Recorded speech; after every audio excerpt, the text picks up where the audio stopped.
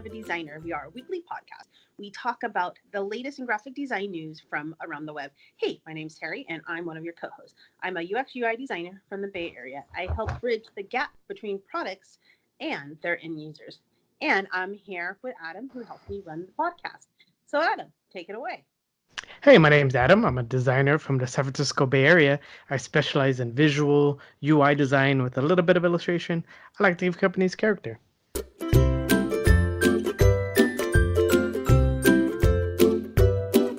All right. And talking about character, I have to give you props. Every time I have opened my Instagram, I have seen one of your drawings. Like every single time I see a new one. It's pretty damn cool. So congratulations on that. I think that's very hard to do, and it's awesome. Yeah, it's definitely tough to find a time. I haven't been doing it. Like I can't do it every day, but I am finding days to do it.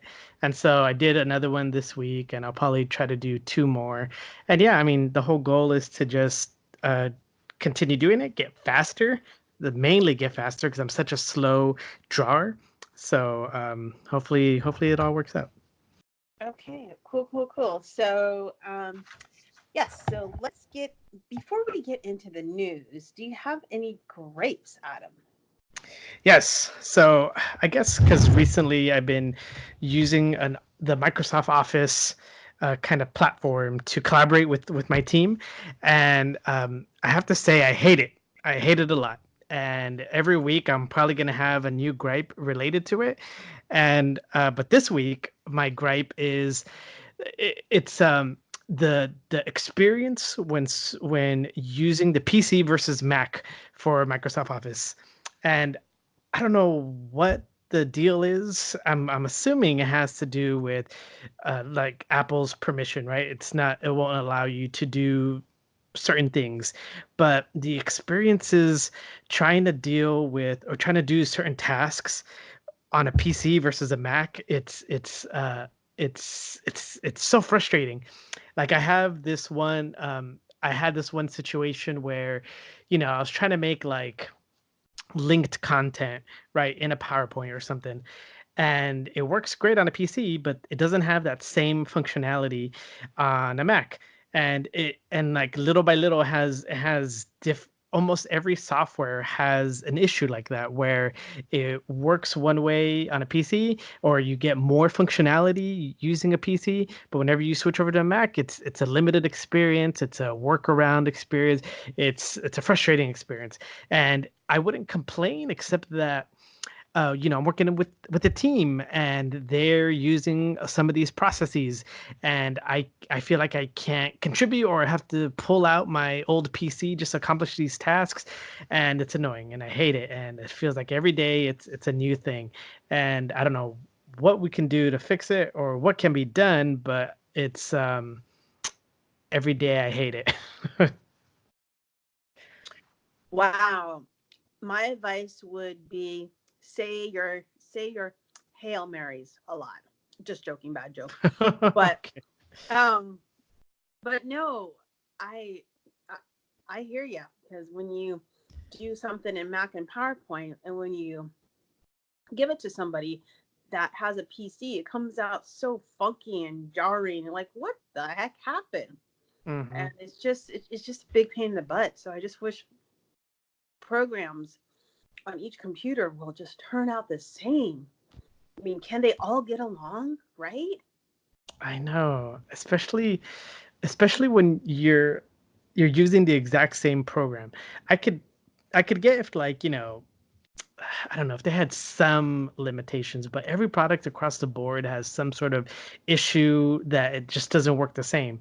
And like I try to look for, sometimes I'm like, oh, I wonder if I could do this. And I look up a tutorial and I guess it'll be the PC version. I go, oh, okay, well, let me just try to do, oh, nope, because I'm on a Mac. Nope, don't have that button. Oh, don't have that option. Oh, my thing can't do that. Okay, well, I guess I can't use that feature. And it's just like, every single day. So if any listeners have this situation, let me know. Am I the only one? Am I going insane fill me in on your if you have any experiences with Office PC versus Mac, you know? Oh my God, that's so funny. Anytime you say insane, it reminds me of that song, "Insane in the Men Brain." I know Yeah. it's kind of lame, but anyways, moving on. I just been having like flashbacks all of a sudden, like yesterday and today. Maybe it's just the lack of sleep because I'm in Austin, Texas right now. So I think they're about 2 hours ahead. So I'm still trying to be on California time, but in Texas, I know that doesn't make any sense. But when I get back to California on Friday, it should be back to normal, hopefully. But anyway, let's get in the news.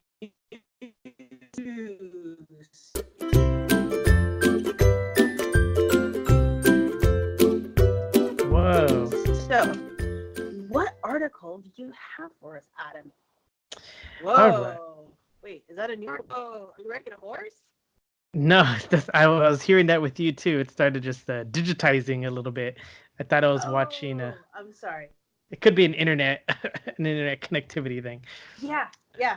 It could be because I am trying to speak a little clearer and slower, so I'm not running my words into everything.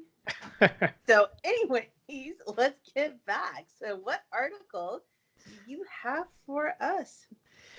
Oh, so my first article is from author Pixa Yap, and I think you we talked about Pixa Yap before. I forgot what article he wrote, but this one is called "The Rise of Smart Layout: A Sketch Beta 58 Preview or Review." And so I don't know if it's out yet. I need to check, but basically what Pizza Yap is talking about is the latest update for Sketch. And let's see. I have to. I'll come back and check if it's out yet. But what it is a new thing called smart layouts. And what smart layouts? What is smart layouts? Well, it's the ability to have dynamic content or dynamic buttons and dynamic boxes in Sketch. Like finally, right? Like I think before, I'm not that much of a Sketch user, but I believe before you can do this through third parties. But now it's integrated into Sketch's latest 58 update. And so think about, let's say, having a button, right? And then you need to change the content in the button. Like usually before, you'd have to write out the content, right? Let's say you had to write a sentence as opposed to one word. Then you'd have to stretch out the text box, and then you'd have to stretch out the box background already as well. And then you have a perfect button. But now, since it uses a combination of like the fixed, the pins, and this new smart layout. Now, just as you're typing, it'll expand the buttons with it, and I think that's amazing, right?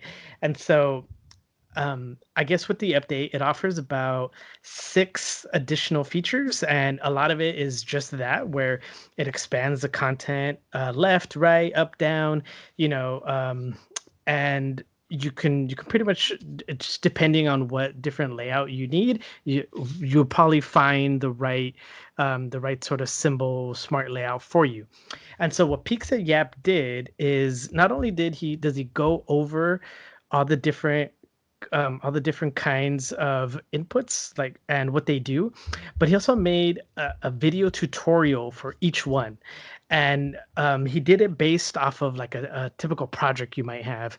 And so like one's called like button, another one's called tag or progress indicator, or like a bottom layout, or if you have a card, or if you have a tooltip, or it goes on and on. Even he does one for an accordion, right?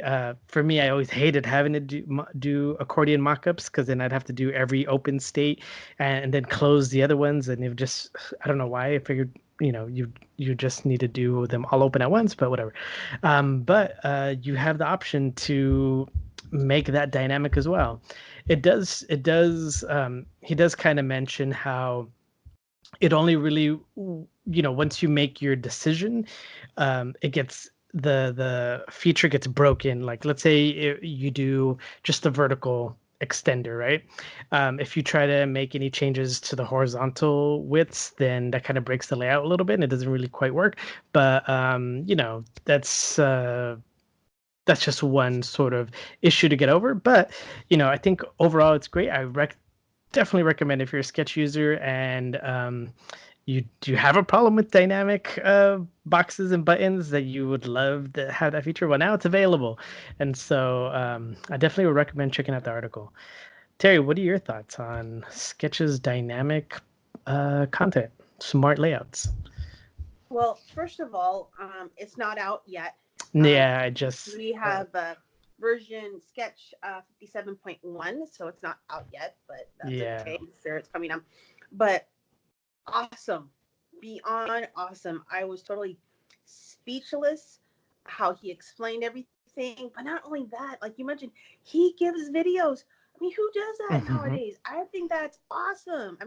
He gave you, not only what, three, oh my God, he gave you 1, 2, 3, 4, 5, 6, 7, 8, 9, 10, 11, 12, 13, 14 videos in one. He must really love this new feature. I think that is not only that, like you said, you don't have to go as you type, the button goes. So that's really a great feature and less of a headache. What you doing? So Pizza Yap, this is awesome. I think this is one of my top 5 articles, not only to read but to watch now. You know what? Okay, so it is available now, but as a beta. So you can download the beta. I will put a link in that, or just go to sketch.com/beta, and you'll be able to download it there. It was released. It was released September 11th, when we're shooting this podcast. So That's today. yeah. Well, the listeners won't listen to. I don't know when the listeners will listen to it. So I'm just saying. True. Yeah, and besides 9/11, definitely pay respects out there, the people that lost their lives as well. So just want to put that out there. Just remember, remember that as well. All right. Yeah, it was awesome. I like so on their site it says proceed with caution, as with any other pre-release beta, use it at your own risk. So yeah, it might be fun to check out. It would be great to play with, so why not download it? We'll see. Yeah. So that article was called "The Rise of Smart Layout: Sketch Beta 58 Review." And you can find that at blog.usejournal.com. The notes will be in the show notes. So that's what I got, Terry. What about you? Yeah. So, anyways, thanks, Adam. Yeah. This article is from Wired. It's called PowerPaint iPad Artists Don't Brush Off Adobe Fresco. So, Adobe dabbled with a new drawing app, which aims to be a one-stop shop for professional digital artists. And since I love my iPad Pro and my pencil, I wish I can draw like them or even close what Adam even does. But I thought I would bring this up. So the article goes into about having the best among them, like Procreate and Clip Studio provide excellent art creation, but is it good enough? Or do you think Fresco would be better? And since Adobe is doing a really good job of actually trying to corner the market, they had to put in one more.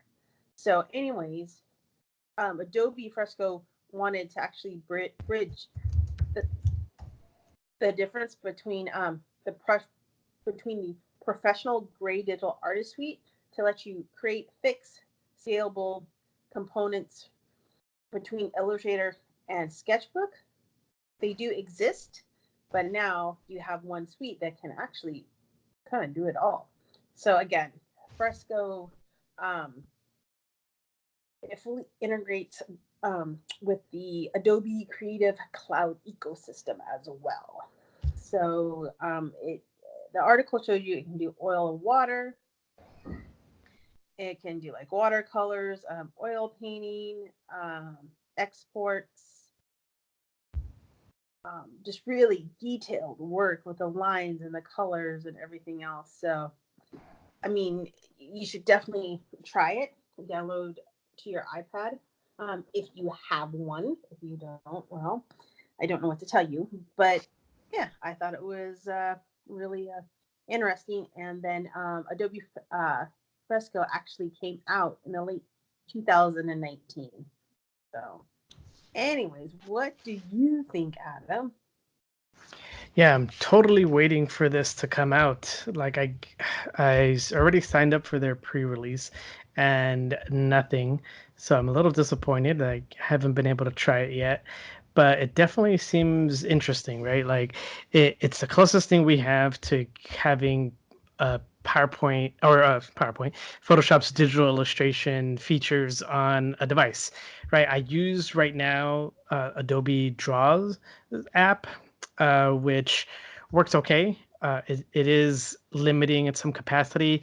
It sucks trying to, let's say you put something on a different layer, but you want to remove it from that layer. Like right now, I'd have to like duplicate the layer and then delete what I don't want, and then go to the other layer and delete the other part that I don't want. You know, so it's like a workaround. I hear from what I'm seeing, you're able to actually select different parts of your layout and maybe move it onto a new layer. And so I'm waiting and hoping for more expanded tools. Having the ability to use maybe some more vector tools would be interesting. And so I don't know. I don't know exactly what it can do. The oil paintings look really interesting, and so I'm waiting waiting for it to come out. So it'll be cool to check out. Cool. Yeah, definitely. I mean, I'm just thinking like, ooh, another app that basically my kids can play with. They can start drawing and we can start drawing together. So nice. All right. Mhm. So what do you have for us, Adam? Yeah, so my next article comes from Fast Company, and it's called Four Small Details That Reveal How Design at Apple is Changing. And so the idea is that, just yesterday, September 10th, Apple did their keynote for 2019, where they talked about the latest product releases that will be coming out. And this has been, I guess, the first one since Johnny Ives leaving, right? He left earlier this year, and although, I mean, it is and it isn't, because most likely this was stuff that he probably was working on before he left. But it's been several months since he left, so I don't know how much influence he had. And so the article kind of just talks about maybe what the future holds, kind of post Johnny Ive, right? And some of the features that they mention is Apple is colorful again, right? So before, you really only had a few options to choose from for your iPhones, right? You had white, black, gray, and that kind of gold, like rose gold kind of look. But this year, when they this past conference, when they released their colors, they had quite a color palette, right? It was a little bit of everything. It kind of they had, some sort of seafoam green, a type of yellow, a light purple, red, uh, a bunch of different, more variety than you can think of. And so that was new, right? And then they also talked about kind of the ability to customize. So you can go into the Apple Store, you can kind of pick the different kind of faces you want for your, let's say, Apple Watch, and you can pick the different band as well.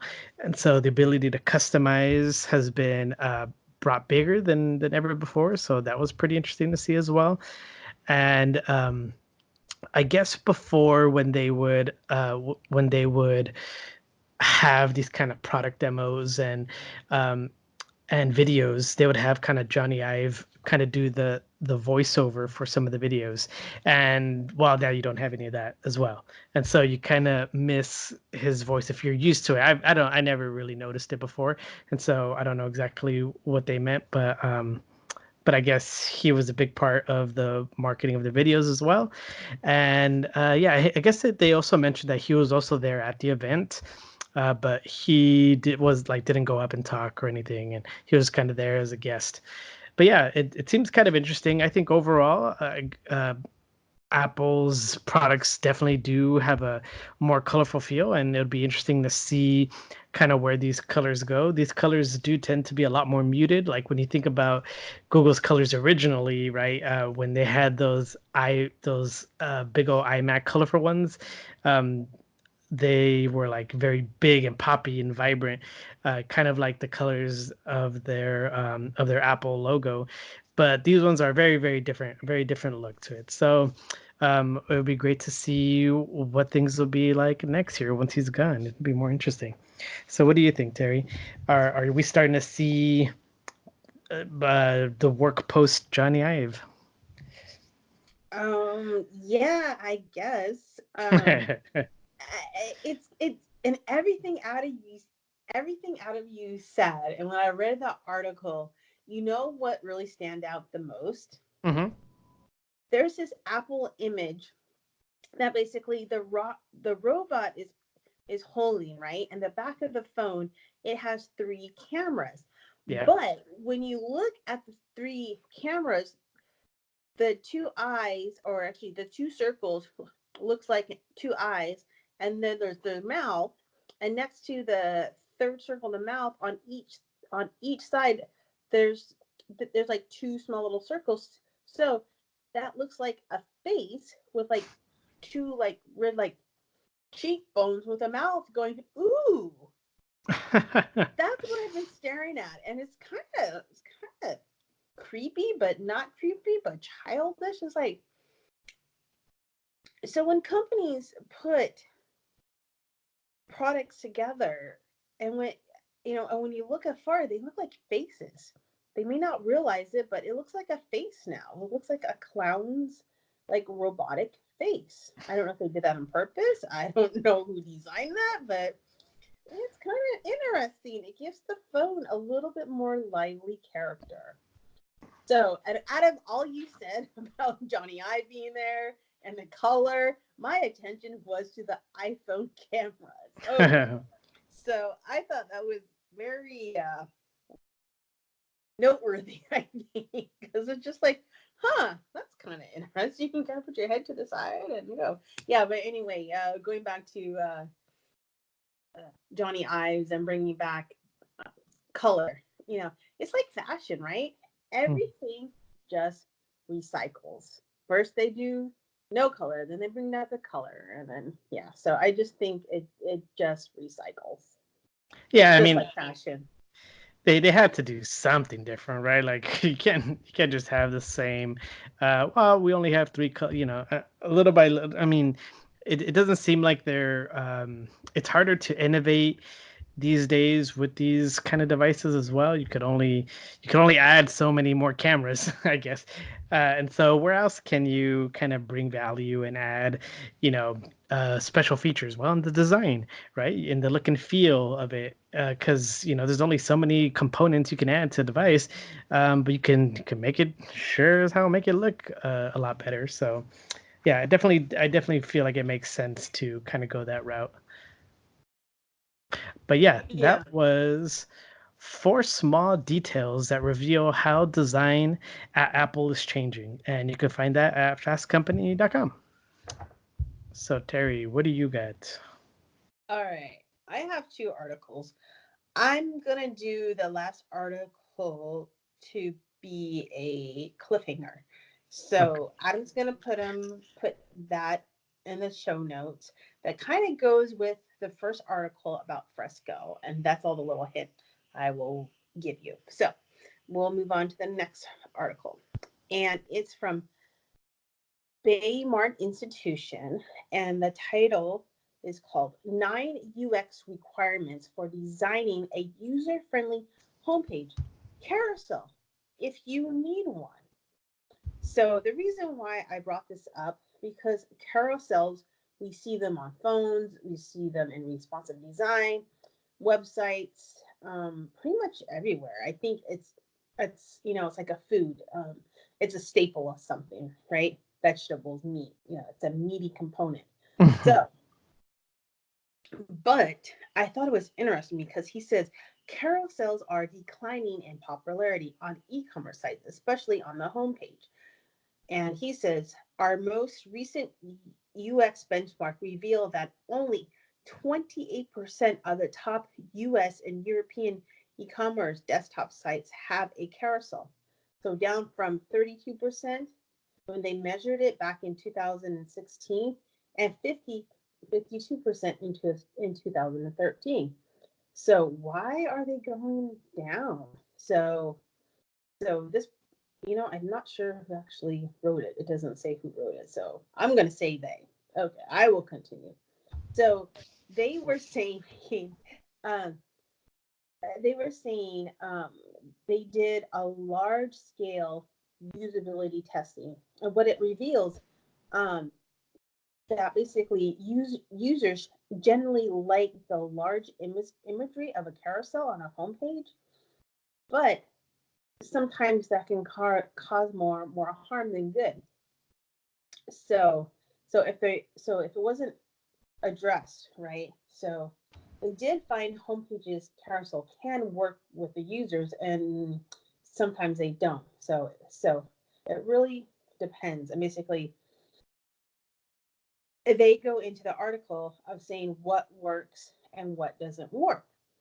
So, and then as they continue explaining, they actually observe quite several usability issues aside for the second, and implemented with a great care of the homepage carousel if it can be useful or to promote features or offers. So if they have features or offers, they also have product finding wizards too, because that's a 1-2 step. So maybe wizards are the new carousels. Who knows? Everything is definitely changing. So and they keep on saying that carousels can perform decently, but is it the right move? I don't know. It just really depends. So, what do you think, Adam, about the carousel? Yeah, it's tricky, right? Because I like carousels in the sense that it can kind of be like your banner for your company, right? You're like, oh, here's this latest announcement. Then you could have just a series of nicely designed announcements that'll take you to different parts of your website, right? Oh, you have a summer sale on, men's jackets. Oh, you have whatever. The problem is that carousels, there hasn't been a great way to kind of to templatize it, right? Like there's not enough rules for us to follow. So a lot of times when we have carousels, they all tend to be, from the ones that I've seen, they all tend to be just image carousels. So they have text on it, but none of that's readable, and so it's not accessible. Two, because it's done in a certain way, like it has to be a certain dimensions. When you see it on mobile, sometimes people aren't optimizing these for mobile, and so it doesn't scale right. Like what looks great in your in your web desktop layout is all small and thin and hard to read on the mobile site. And so because you didn't create a second asset to adjust for that for the mobile view. And so I could definitely see the problems that it does have, and we're just still trying to figure that out.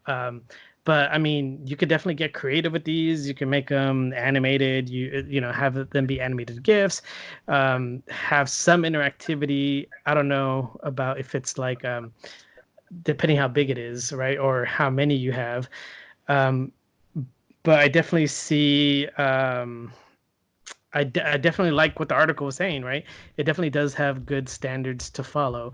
I think if we just kind of, I don't know, we're still trying to figure it out. I guess by the time we'll probably find a new solution by the time we find a better way to deal with carousels. Yeah, I mean, indeed, because our design patterns are like always changing. I think, first Mm-hmm. we think we can use this component in mobile, and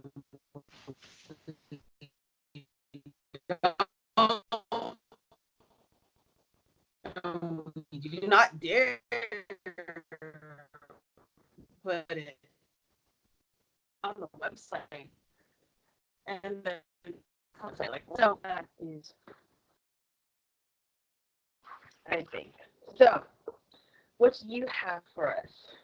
That's it. I That's only it. had those two articles. Yeah. Okay, sounds good. Yeah, yeah. Basically, I only had two articles as well, but I do want to share a little story. Since I was here in Austin, actually about an hour and a half ago, I was able to meet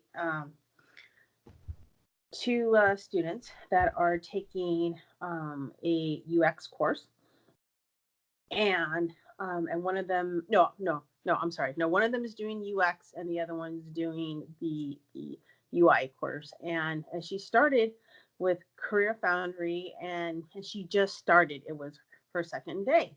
So anyway, she reached out to me and said, "Hey, you want to meet?" I said, "Yeah, absolutely." So we met, and it was really cool to hear her story and to hear her background of what she did and how she did, and and how she wants to pivot into this new world. And it's just really exciting because you just never know what your path will lead, number one, and number two, it was awesome for me to say, hey, follow these people on Twitter, like Jared Spool, Mike Montero, Mm-hmm. XYZ. And she's like, oh, who are they? It's like, oh my God, you're going to love these people. Just watch them, watch and learn. And you know what? And that was the biggest advice that basically I gave her is just watch and learn and just absorb. And you know what? No matter if you've been in the industry for 20 years, 15 years, that same advice applies as well. Watch and learn because we can always learn something new. Mm-hmm. So, yeah. So I'm done with that little story. So it was fun.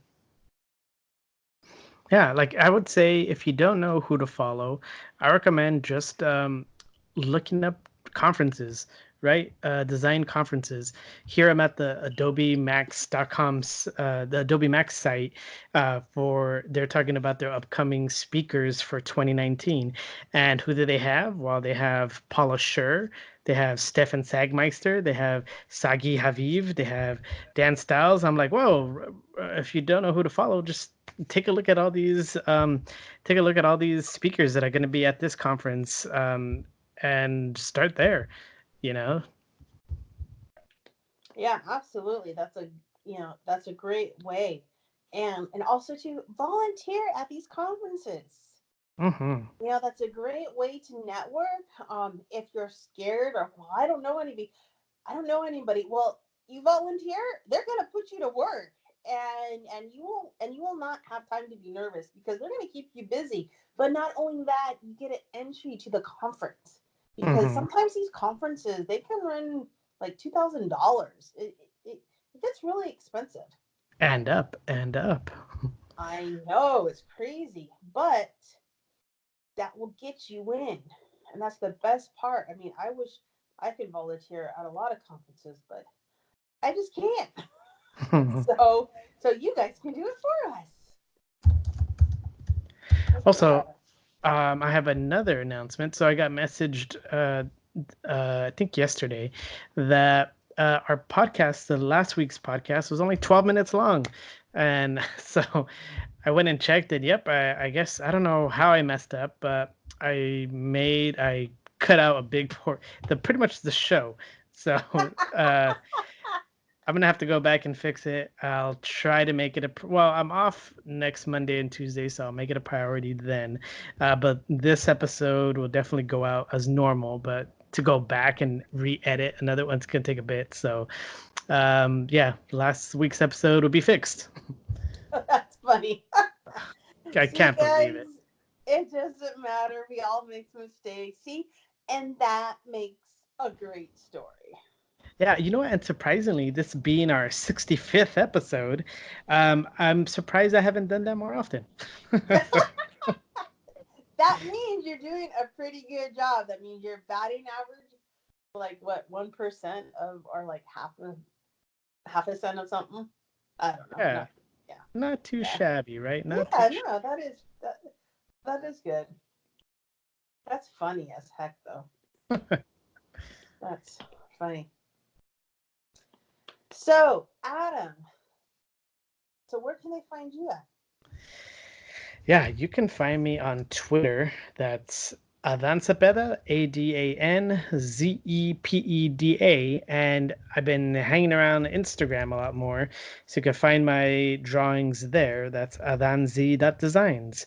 And I'll try to post more design stuff as well. I just haven't got around to that yet, right? Every week I tend to only focus on one main thing. And these past weeks have been drawing. But yeah, I'll get on it. And Terry, what about you? Where can we find you on the internet? Yeah, you guys can find me on Twitter. My handle name is Flaxenink, FLAXENINK, and you can find me on Insta, which is just Flaxenink.design. And if you want to leave any notes, comments, concerns, any reviews, send us your work. We'll post it somewhere. We'll give you a shout out. Send it to ramblingsofAdesignerpod@gmail.com. Absolutely. Why not reach out? Reach out is the best way. So, all right. Well, that's it for me. Aloha. Even though I'm in Texas, maybe I should say you all or howdy, Yo. yow, or how to say bye. I don't know. Not quite sure. But I'll stick to aloha anyways. So, that's it for me. All right, that's it for me. See you all next week. Bye bye. Bye.